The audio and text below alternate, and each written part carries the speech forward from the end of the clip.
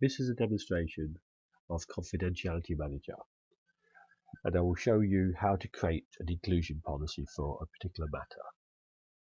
First of all, I'm a user in Worksite, and I want to see which workspaces I've got access to for this client 2201. If I do a search, I see there is one matter which is 419, which I can see. You take you behind the scenes and look in our Help Desk Manager.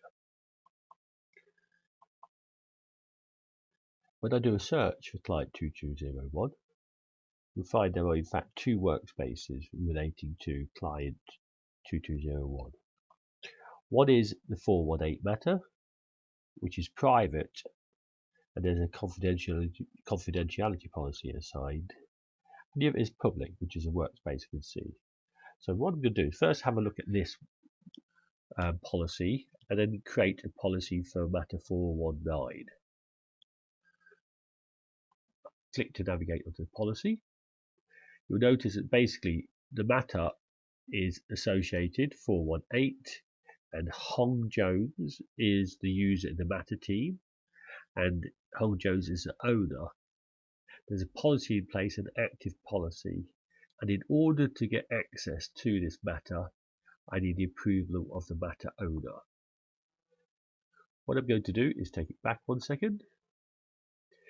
Here's a policy review. I'm going to create a new policy for matter 419.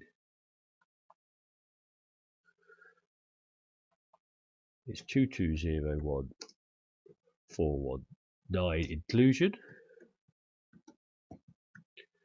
And first of all, we choose it by matter type, and it's going to be a policy type, so it's going to be matter. And the one we looked at for 418 was actually the owner could grant permission. This one I'm going to choose is self-service. So need to know basis. So I'm going to be locked out. The user is going to be locked out, but if they want permission, they can automatically request to be granted themselves. The request for this matter was done by Andrew Case.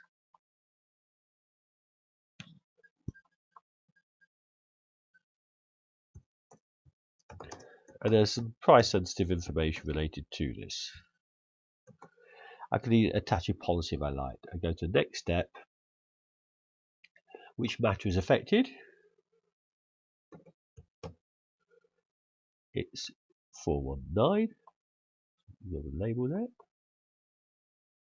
On to the next step. And you'll see that it's pulled out information of people related on the workspaces, the matter owners, and basically anybody else. And Andy Walton is the owner. With this policy, we can actually insist that acknowledgement is required before anyone can start. So even the team members below will not be allowed in until they acknowledge the policy. For now, I won't bother with the acknowledgement. The email template to go out and tell people, dear, you have been included in the policy, and then they acknowledge, but they can click to say, yes, I acknowledge the policy. A quick summary, and then I save. Now this is going to apply security to this workspace, all the documents in there. Now, even if this is 10,000 documents or 100,000 documents, even this workspace, using the Milan refiling tool, instead of taking hours to apply security, this could be done in minutes as opposed to a few hours. But for now, what I'm going to do is I'm going to make this active and do a save. That policy is going to be put into place, and here's the policy here. If I click on there, we notice it's processing at the moment. So that's going to be fulfilling into place at the moment in time. But we do know that 418, I need permission of the matter owner. What I'm going to do is go and do a self-service request on 2201-418.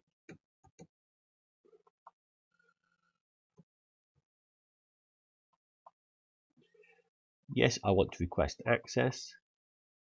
And it said your self-service request has been submitted and will be approved, rejected by the matter owner. Do a close. Let's do a search again for my workspaces, 2201. You'll see that I've been removed from 419. So that policy is now kicked in, so it's in place. So I'm going to request permission to 419 as well. 2201 419. I'll do a search. You're requesting access to the following workspace. Request access. And it's saying your self-service request has been approved successfully. Close. And just to check it out, search for the workspaces 2201 again.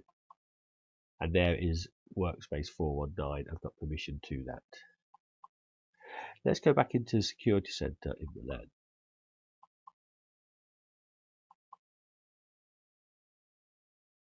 Do a search again, just to refresh that, and you'll see that they both become private.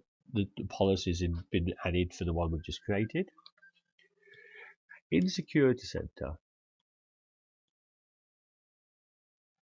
if I wanted to look at the security related to 2201 419,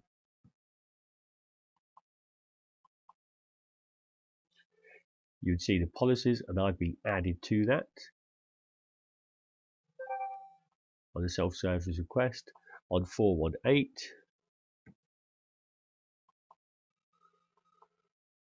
it's saying, well, there's a security policy in place. Before granting, you must get verbal or written approval of the matter owner. Now, I've already requested off Hong by access to that workspace. If we look in self-service requests, you'll see this is the queue. 418 requests have been submitted to Hong Jones on this date for Kelly Thompson. Now, on the help desk here, I can actually ring Hong and say, can I give access to Kelly? They say yes, and at this point here, Hong could receive that email. All they'd have to do is click on the email to say accept, and Kelly would automatically be granted. But in this case, I'm going to click and say, Hong gave phone approval. Request approved successfully. You'll notice now they've both been approved, and it's got a full audit trail of who approved it. And just to finish it, I'll do a final search on here. You'll see now I've got access to both workspaces. So one was a self-service request and one was with permission of the workspace owner. One other point worth noting is that if I've been sent an NRL to those documents or documents to those matters and I clicked on it, rather than getting all just access denied, a horrible message, we would actually have these workflow automated by the NRLs. So when you click on it and say you don't have access, would you like to request access? Thank you very much.